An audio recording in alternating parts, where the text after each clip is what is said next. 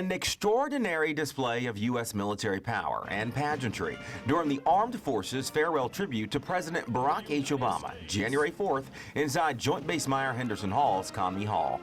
Hosted by Secretary of Defense Ashton B. the ceremony was a salute to President Barack Obama for what he called 8 critical years of service, one final time. To begin with, he's steady, deliberate, rigorous, and demanding of himself and of us.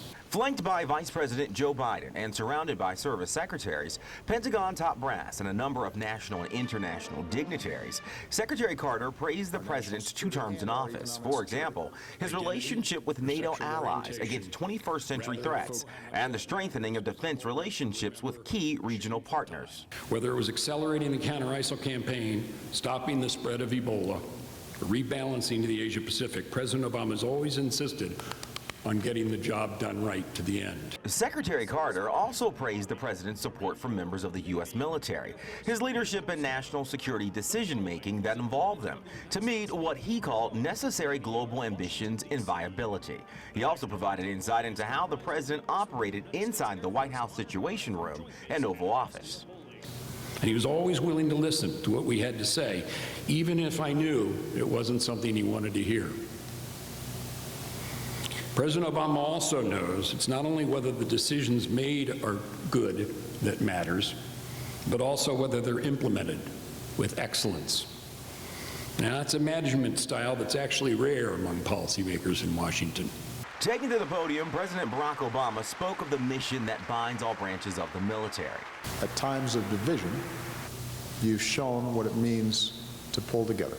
This unlimited call to duty is something the president witnessed during the first weeks in office. Some of the first few weeks of my job, when Somali pirates took Captain Phillips.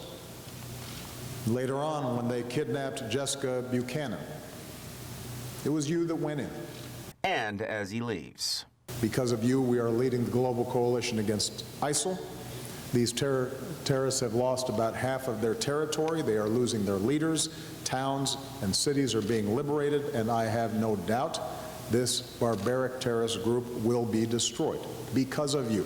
And so you have inspired me, and I've been humbled by you consistently.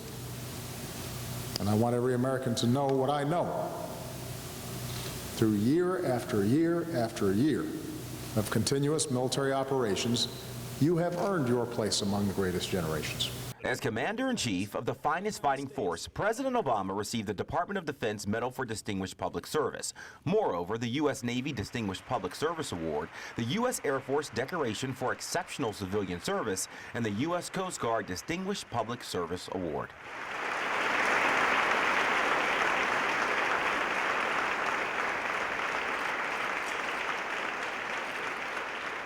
In just a few weeks, President Barack Obama will be leaving the White House. Incoming President Donald J. Trump will enter, which begs the question, what stories would you like to see covered during the 58th presidential inauguration? Leave your comment on our Facebook page. Our team of photographers and broadcasters are standing by, ready to deliver.